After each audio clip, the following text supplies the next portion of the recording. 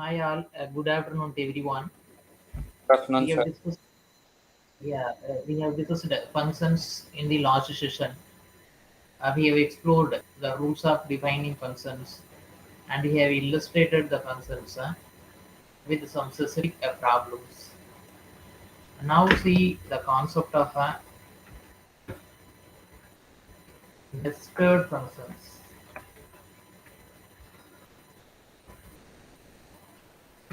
What is a nested loop? Nested loop. What do you mean? A loop which Loop is just Loop inside another loop, like loop consists of another loop, loop inside another loop, like for loop, while loop, or do while loop. Here we can call a function from another function.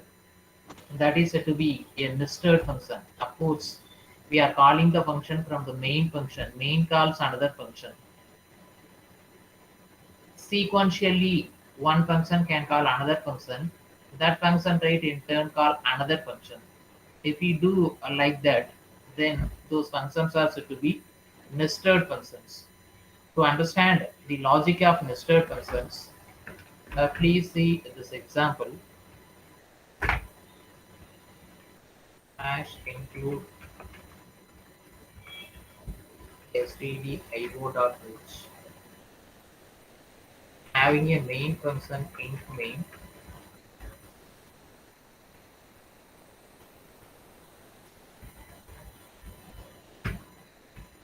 here define one function, for example f1. I give the simple message here int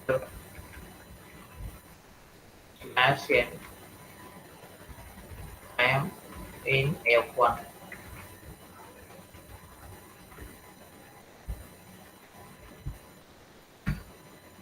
Then define another function f2.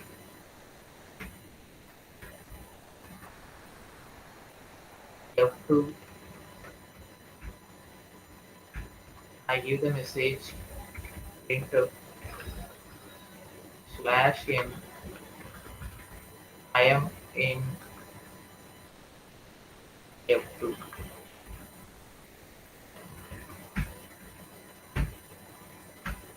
Another function f3.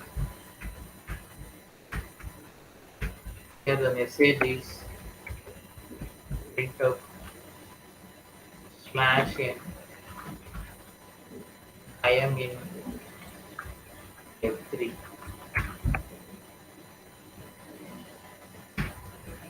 Having these three functions, here if we call from a main function, say f1, then f2, then f3. Thus in the sequential order, for example, how to call the several functions. Let us make its prototype f1, f2 no parameters, f3 no parameters. Let us check the code file, save CP44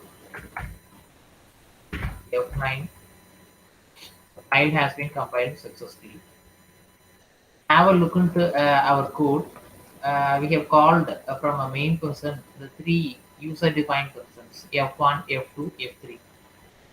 Accordingly, we have given the message I am in f1, f2, and f3. So the functions are called in the sequential order. F1 is called first, then f2 is called first, then f3 is called. Control F9, we can see the message. I am in F1 first, I am in F2 second, I am in F3 third. So in the sequential order, the functions are called. So from this example, just understand that we can define several user-defined functions following the main function section like this. This is function 1. Following this, we can define another function. Then following this, we can define another function. Like this, we can define several functions. Now have a look into here from the function f1. we can call a function f2. For example, to call a function f2 here, I put simply f2. Now what happens, for example, here I comment on the second one. Now what happens, first we can see the message I am in f1 because of this function called f1. F1 first executes the message, a printf I am in f1. I am in f1 is printed. Then it has to call a function f2. F2 right here it prints the message I am in f2. After that, where will the control go? Control will go to the calling place. Who is the caller of f2? F1 is the caller of f2.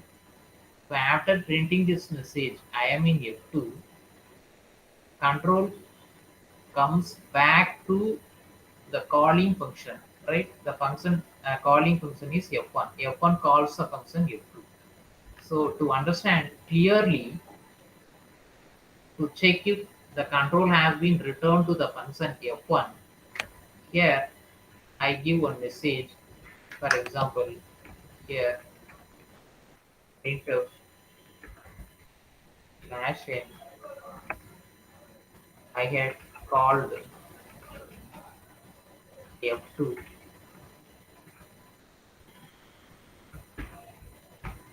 One message. Now to verify that, control F9, you can see the order. First, I am in F1 because main calls the function F1. I am in F1 is printed. F2 has been commented out in main function. So F1 further invoked a function F2. In F2, right, you can see the message I am in F2. After this, control returns back to the calling place. Calling place is this one F2.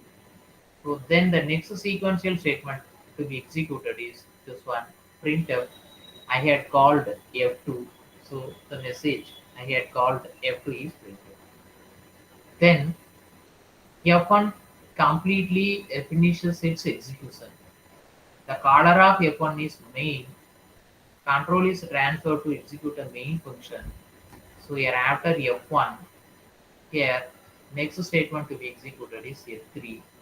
So in F3, we have the message I am in F3. This is one flow where the function F1 calls another function F2.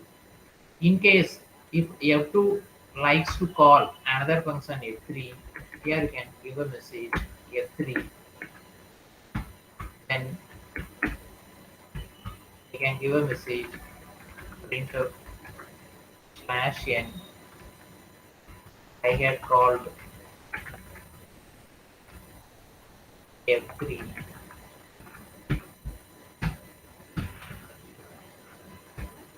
Even right, we can have a function called f3 in function main. Suppose when f3 has been commented out, control f9, the flow is first the main function initiates a call to the function f1.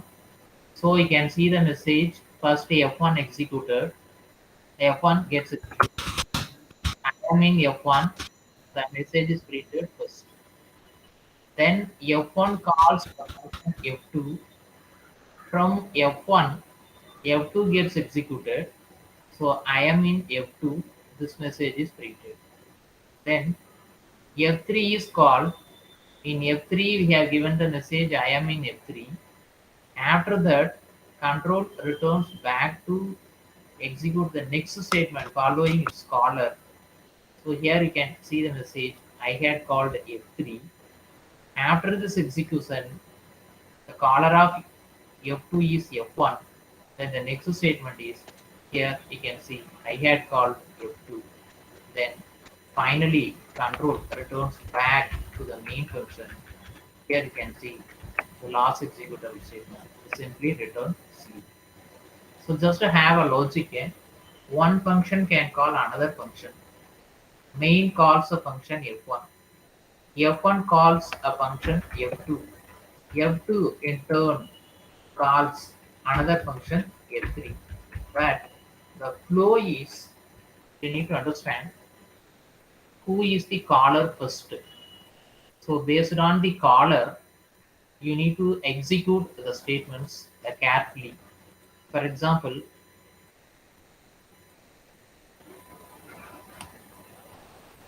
this is a main function.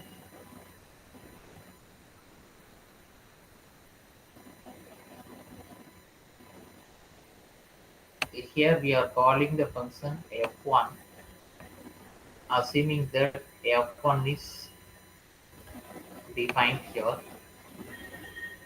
This is f2, this is f3.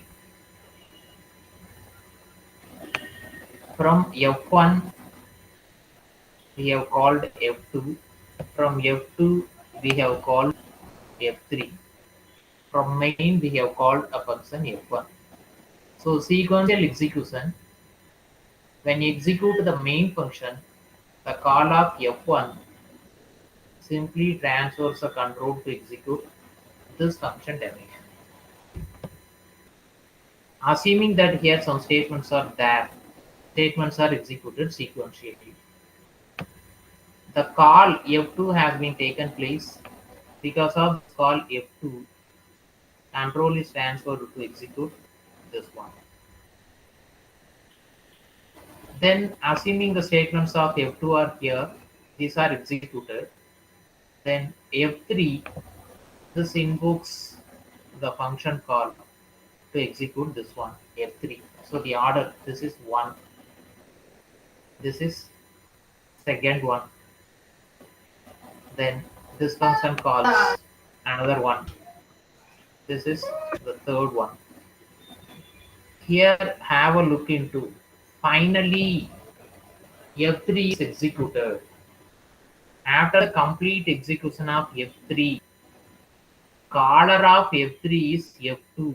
That means here you can say f2 calls a function f3. f2, the meaning is f2 calls f3. Here f1, this is not f2, f1 calls f2. This is a main function calls user defined function f1. So currently the caller is f2.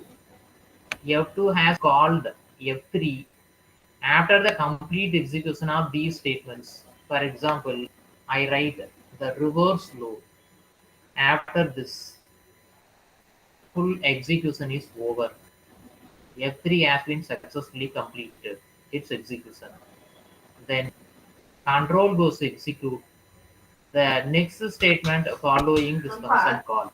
Or in the function call, if you have specified the left-hand side variable, the left-hand side variable will assign the value. Otherwise, after this function call or simply saying control is transferred to execute the calling statement. Based on the left-hand side assignment, it will get executed or control goes to execute the next statement following this function call. So this is the reverse flow returning control, right? Return back to the caller. Who is the caller? F2 is the caller. So this is the fourth flow of execution. Now assuming that F2 completed its execution, caller of F2 is F1. So after this, control is returned to the caller. Caller is F1. So here you need to write return back to the caller.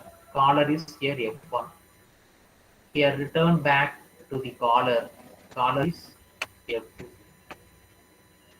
Assuming F1 finishes its execution, the caller of F1 is a main function. So after this execution, after executing the function f1 control returns back, uh, return the control back to the main function. Assuming f1 finishes its execution, then these statements are executed in the sequential order. This is the flow of execution of function calls.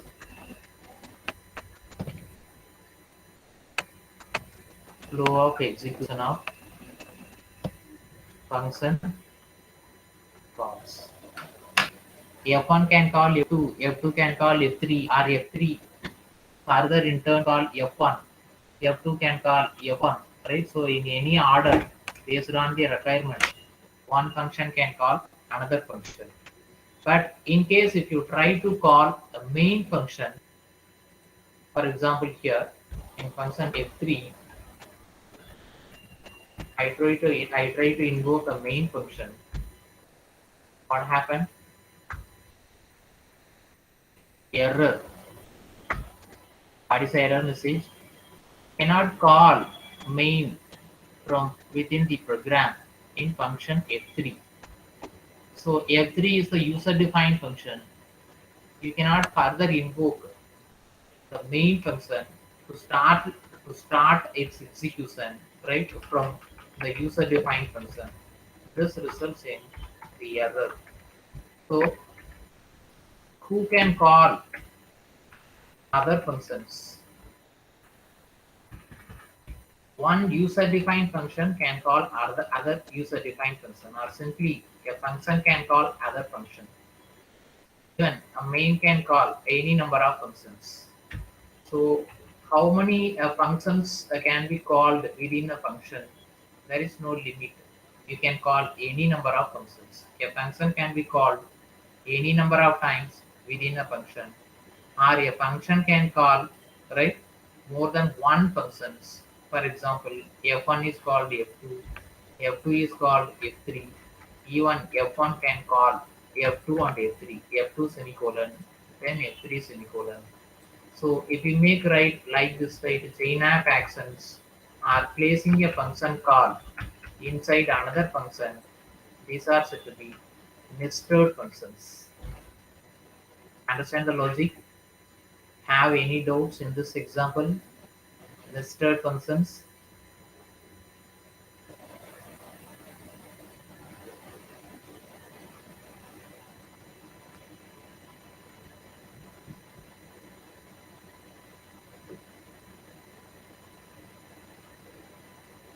Any doubt? Okay, shall we move on to the next one? Yes, sir.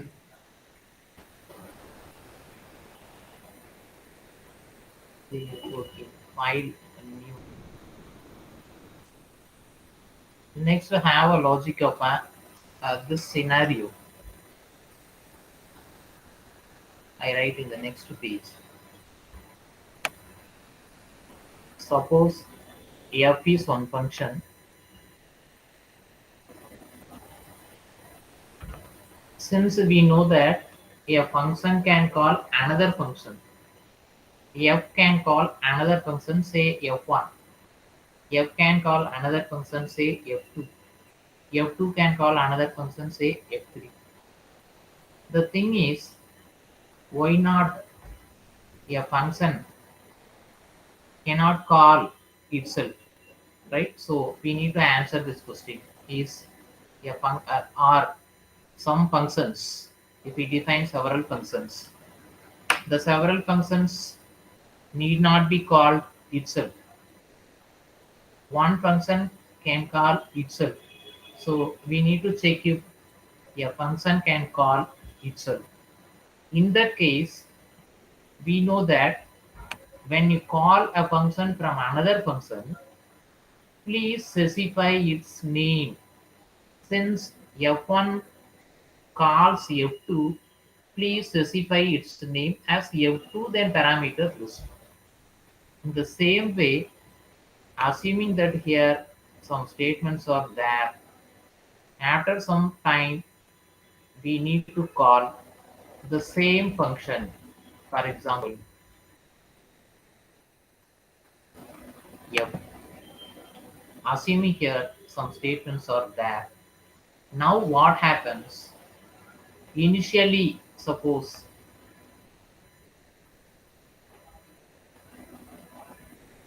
main calls this function f.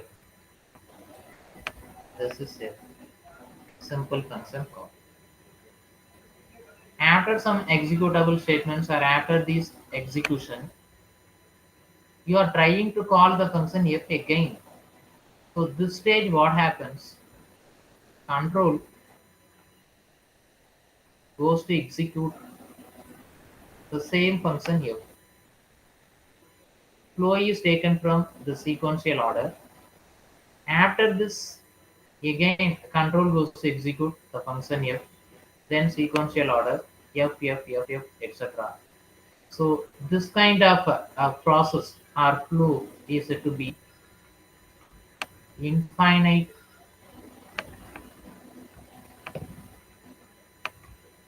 function calls from the same function.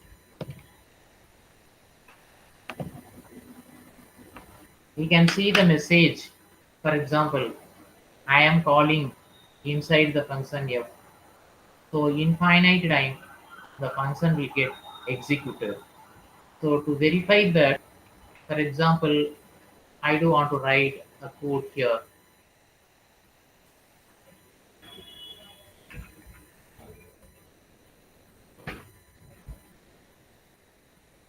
Just to take this compiler, JDoodle, a C compiler.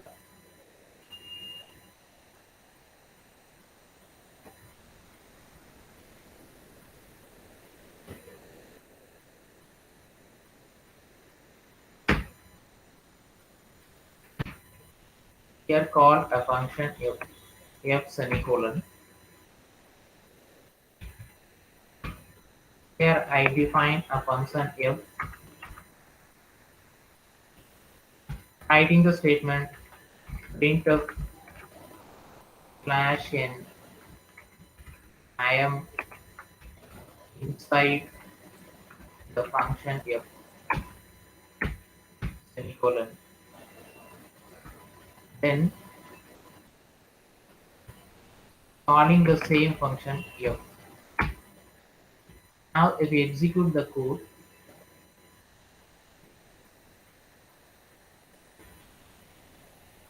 what are you observing? I am inside function f. I am inside function f. This goes on.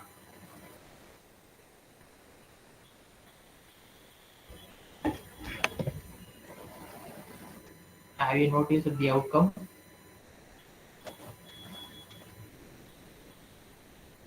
I am scrolling down. When will it terminate? That is the question. I scroll down right, you can see the message. It gets printed since the count is incremented by 1 or the function calls are incremented by 1. So infinite times you will get this message. I am inside the function f. There is no ending. You can scroll down right after some time, you can find still the program is in the run mode, execution mode. So there is no termination. But this is one kind of a recursion. A function is calling itself. So when a function is calling itself, we need to specify the termination conditions carefully. For example, here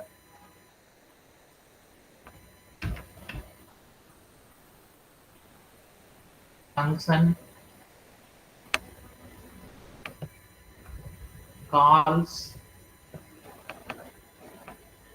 itself. This is said to be a recursion. This is infinite recursion.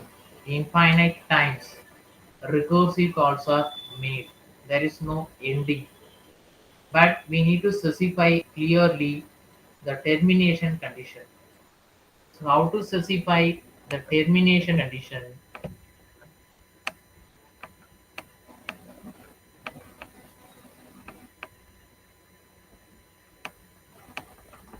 Termination condition inside the function definition.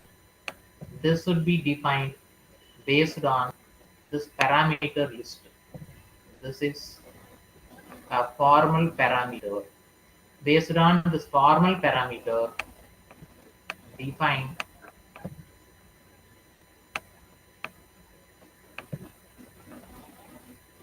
the termination condition.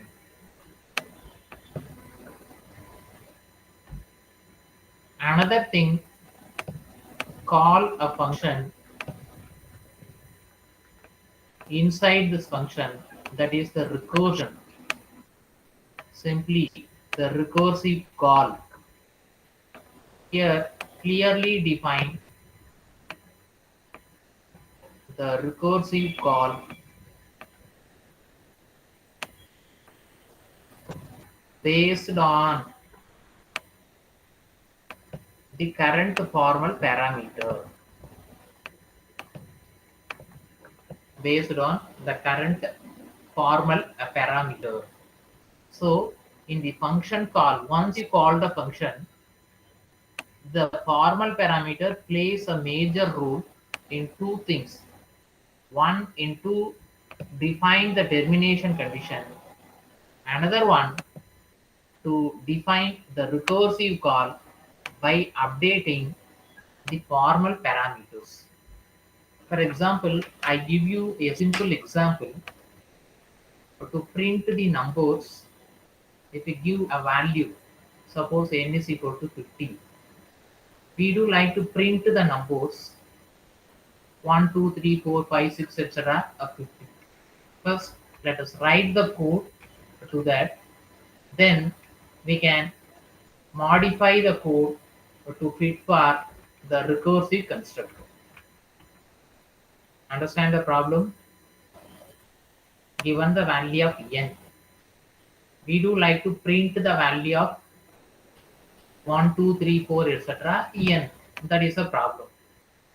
How do we solve this? We can use a simple for loop. So first let us write a code using a simple for loop. Print 1 to n using for loop. I write the program hash include stdio.h into main. For example, here I write a function print say 1 to, yeah, print, I put a number 1 to n, function name, parameter list. Here suppose function call is print 1 to n. Suppose I give a value 50. Here one variable say into j for some I is equal to 1, I less than or equal to j, I plus plus, printf percentage d,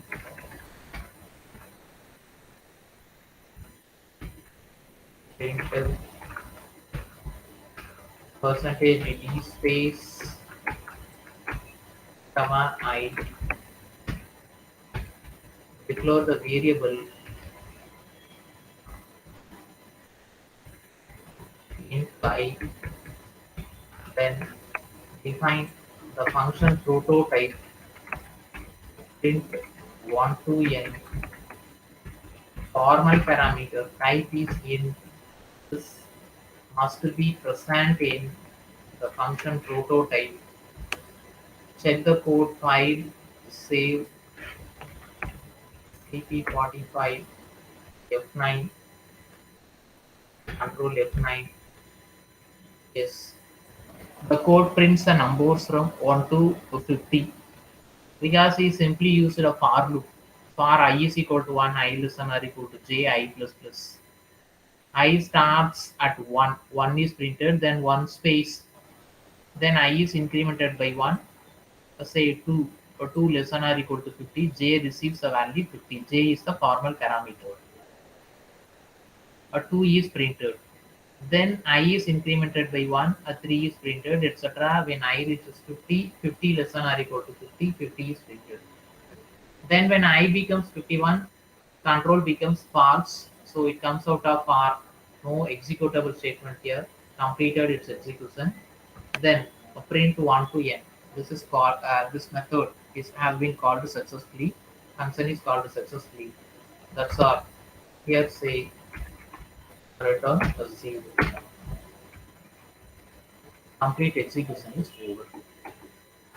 Now, instead of having this for iteration, what we have to do, we need to print the value of I, right, as usual, and calling the function in the same function, and we need to make this as a reasonable recursion.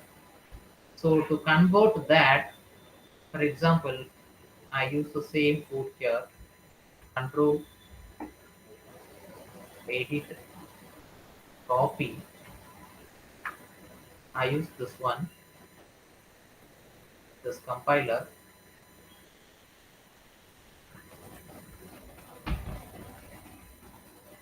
The code has been copied and pasted. Suppose here I try to use a function call.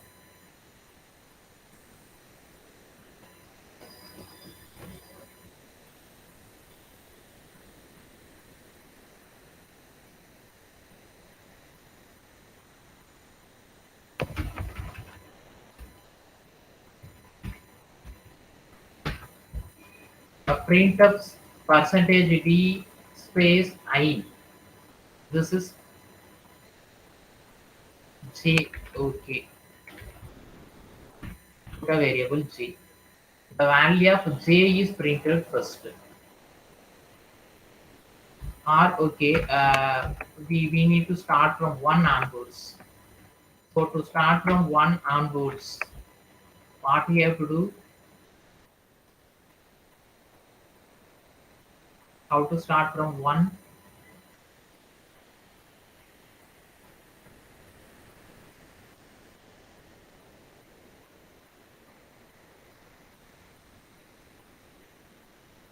How to start from 1?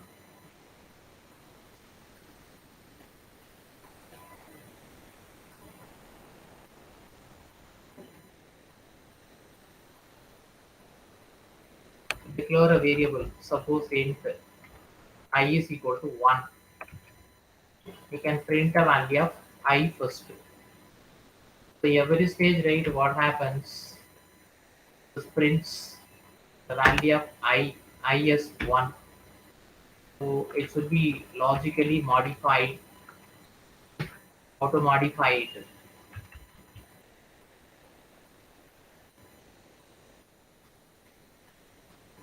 Or we can consider the problem like this. Let us print the value of j, right, in the reverse order. Say n to 1. In this case, I is equal to j, I greater than or equal to 1, I minus minus, control F9, 50 to 1. The values are printed in the reverse order. Now in this case, let us try to find a reasonable recursive call. If we put print a percentage t, value of j is printed first. Then if we write j minus minus, what happens? The value of j is decremented by 1. Initial value of j is 50. Then j minus minus, j becomes 49. When j is 49, we like to print this value, j as 49. Then j minus minus, we need to bring 48. So if you write j minus minus, then you need to use the statement, the printf statement. So to avoid that, here we are going to call the function int 1 to n. The new actual parameter is defined based on the current formal parameter. That's what I have said here. Define a recursive call based on the formal parameter of the current function call. This is very important.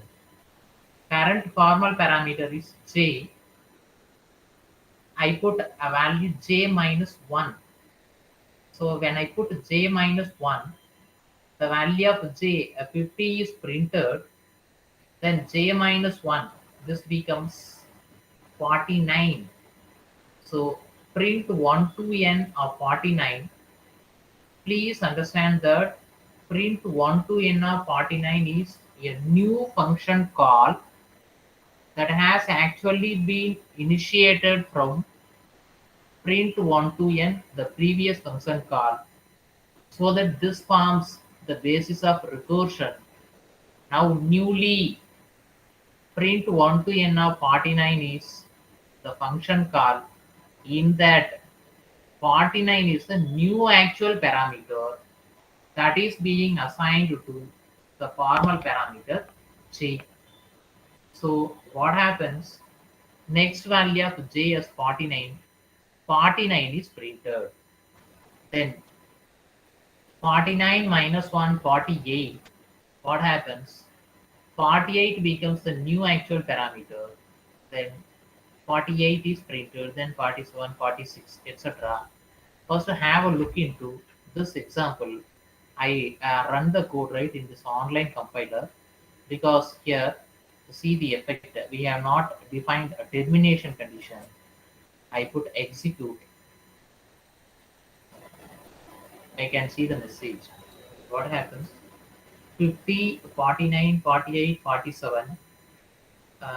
We need to use this scroll bar, horizontal scroll bar, right? So please you check it here. Or I put a message, printf slash and percentage d. Again executing. You can see the message 50, 49, 48, 47, etc. Then when it reaches 1, then 0. After 0, right? So this is what I used, this online compiler. Uh, Once it reaches a value 0, then 0 is printed, 0 minus 1 minus 1. Minus 1 means again, right? The value minus 1 is printed. Then minus 2, minus 3, minus 4, etc. So how long it goes?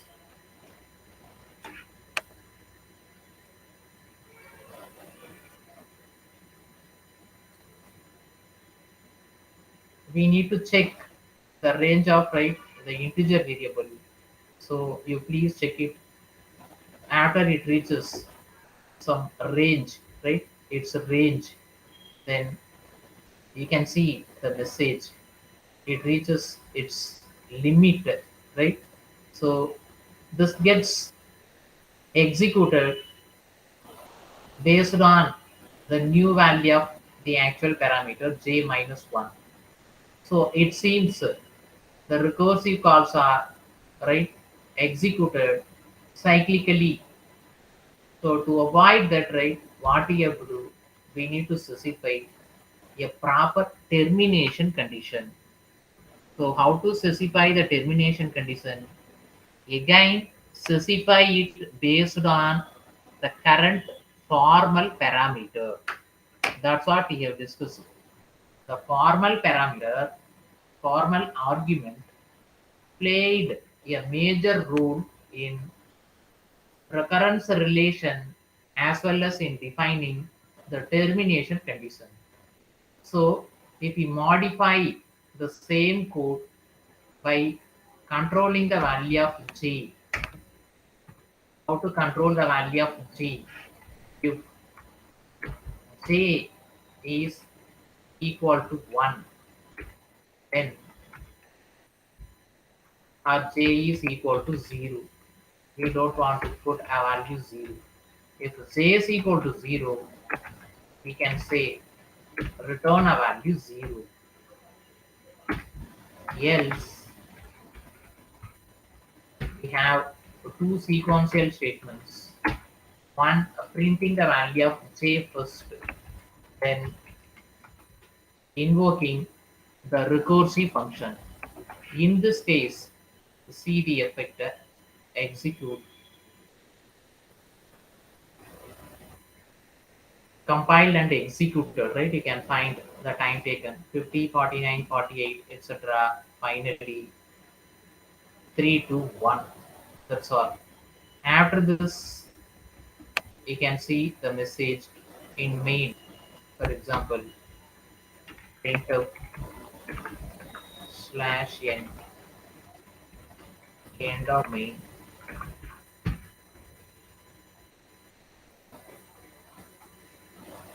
Compiling the code again, you can see the message end of main. Now let us check this in our compiler. Control A, Control C. I put in the new program, file, new, edit, paste, file, save, CP46, F9, Control F9. That's all. Scroll up, right? Use this scroll bar 50, 49, 48, etc. Finally, it has terminated. The program has terminated its execution. Finally, write 1. Then we can see the message end of main.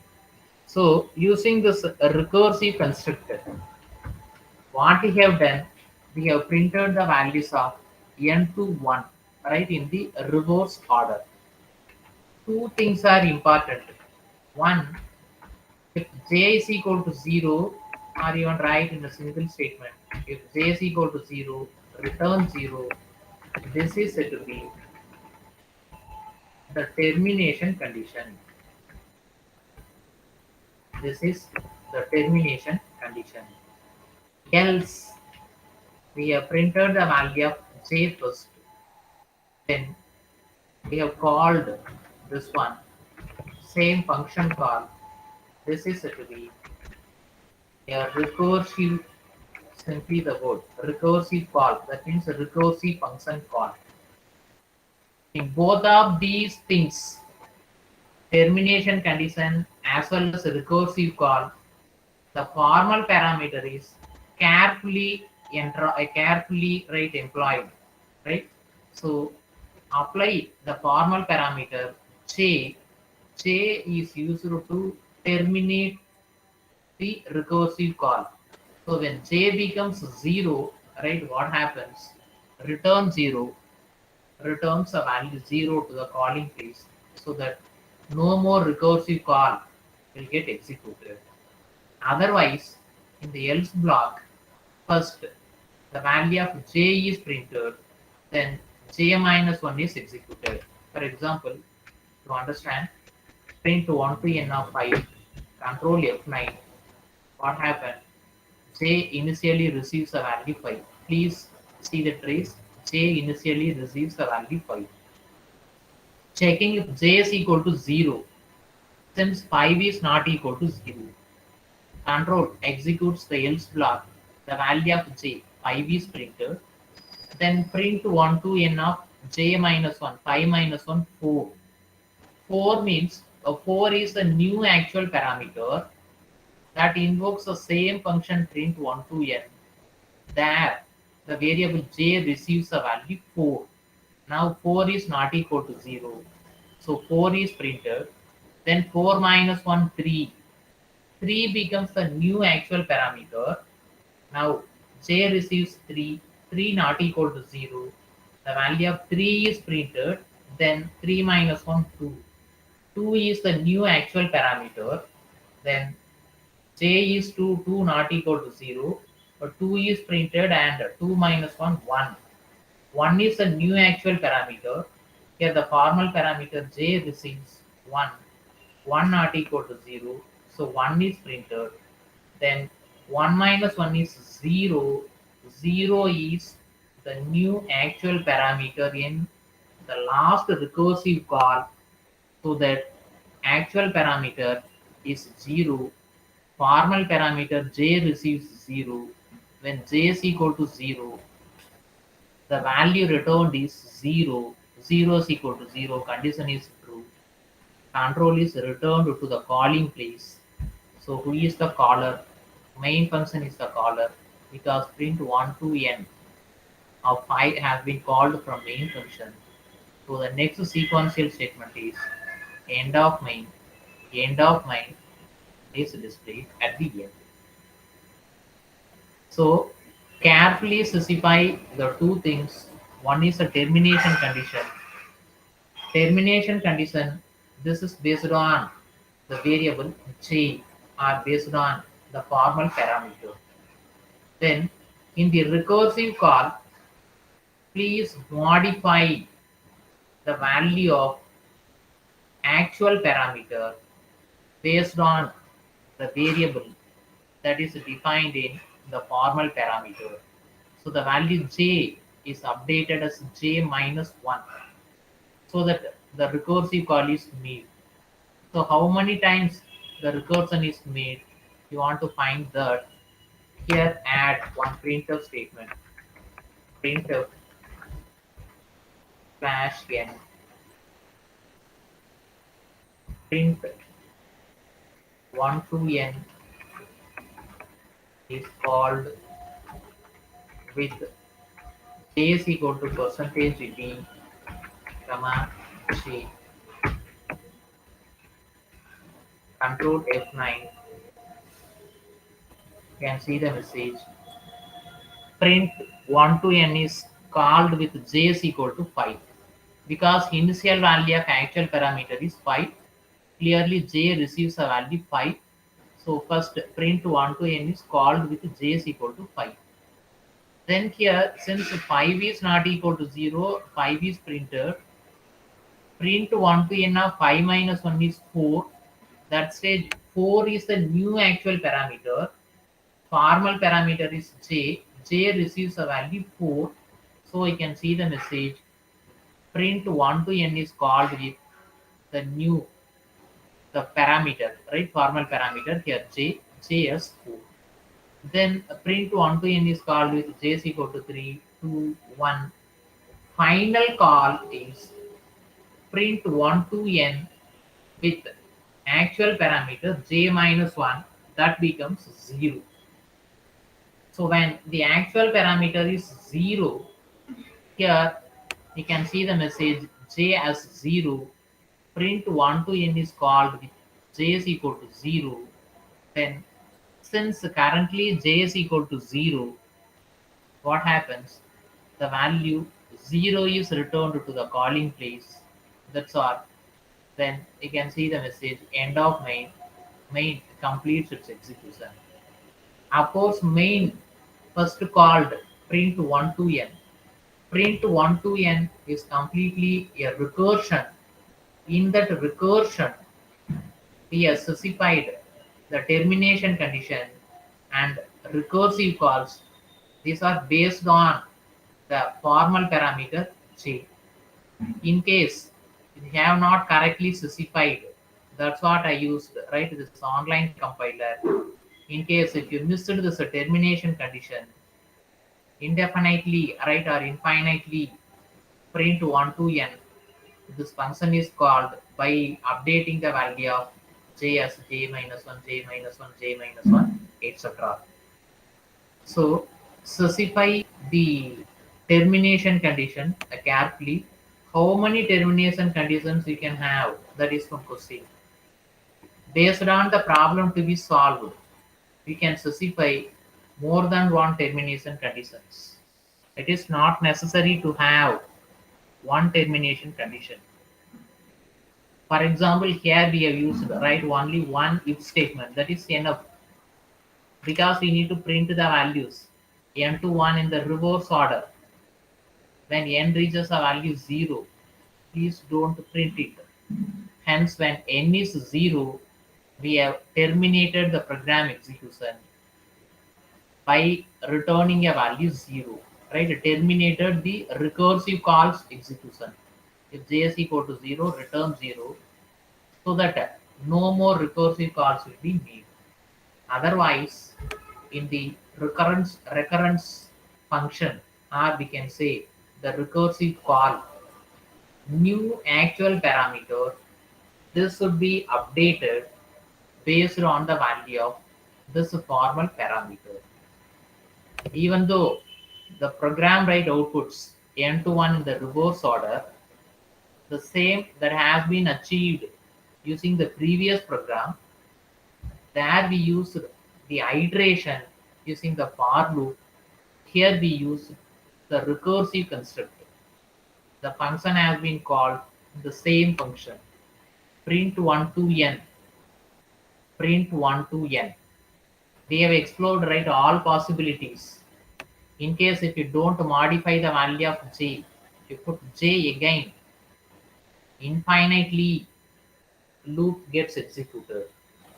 So modify the value of actual parameter and specify the termination condition carefully.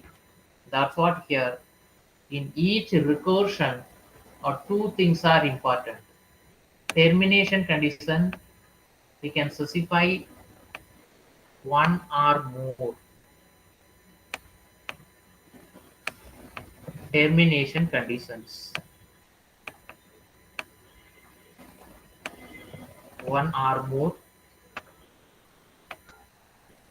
termination conditions. We can say when n reaches a value 1, you can terminate, or when n reaches a value 5, you can terminate. Based on the problem, we can define one or more termination conditions that can be controlled right using the if statements. Then in the recursive call, formal parameters should be updated so that you are invoking the same function with the new recursive call. That means new actual parameter gets updated from the function definition. For example, initially f of n,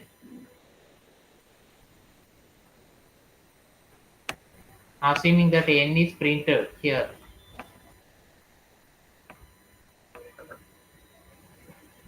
then if you put f of n minus 1 semicolon, assuming here if the condition is available, termination condition is available. Suppose f of 3, initial value of n is 3, f of 3 is executed. F of 3 means f of 3, suppose 3 is printed. In the function call f of 3, please understand, assuming here f of 3 from the main function. This is main. F of 3, this is a function call. This 3 is the actual parameter in the function call. Since here n receives a value 3, n is equal to 3, n is the corresponding formal parameter. Next, f of n minus 1 means f of 3 minus 1, f of 2. How we considered f of 3 as a function call in which 3 is the actual parameter. Same way, f of 2 is taken as the new function call in which 2 is the actual parameter, so that the formal parameter here n, this receives a value 2. This is the new formal parameter. Then assuming that 2 is printed, calling f of 1, this is the new function call. 1 is the new actual parameter. 1 is printed. Since n is equal to 1, 1 is printed. Then f of n minus 1, 0, f of 0, in which 0 is the new actual parameter. Then n receives a value 0. Since n is equal to 0, return 0 is there. Control will not go to execute the else block. So f of minus 1, this will never get executed because of we have specified a proper termination condition. So in each recursive call, what is actually modified? Actual parameter is modified. F of 3 is suppose the first call. F of 2 is the recursive call. F of 1 is a recursive call. F of 0 is a recursive call. F of 0 simply terminates the program execution. As f of 0 simply terminates the call of recursive one, terminates the execution of recursive calls. F of 0 return 0, that's all. There is no f of minus 1. F of 0 is the last recursive call that terminates its recursion. 3, 2, 1, 0. How do we obtain 3, 3 minus 1, 2, 2 minus 1, 1 minus 1, 0. N is 0, right? Termination condition. That's what here we have done the code as when j is 0, return 0, else j is processed in the printf statement. New actual parameter is updated. Here the actual parameters are 3, then 2, 1, 0. So how do we obtain this in the recursive function calls? Modify it based on the current formal parameter. Here current formal parameter is j. So in each recursive call, the current value of j is decremented by 1. This is the logical statement. Then when j reaches a value 0, what is j again? J is the formal parameter. The formal parameter j is carefully introduced in the termination as well as recursive call to complete the meaning of a recursion. Have any doubts in this example?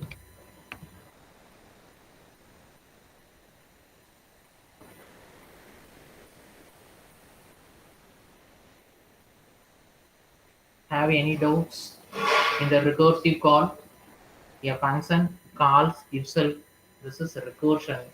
So in recursion, carefully specify two things: termination condition and another one is a recursive call. In both termination condition as well as in the new recursive call, carefully modify the value of formal parameter or use the formal parameter to control the termination condition as well as to initiate the successive recursive call. So please go through the session. Tomorrow we will continue right in solving the problems based on the applications of the recursion.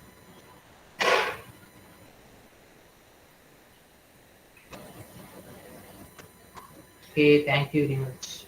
Thank you, sir. Thank you, sir. sir. Thank you, sir. Thank you, sir.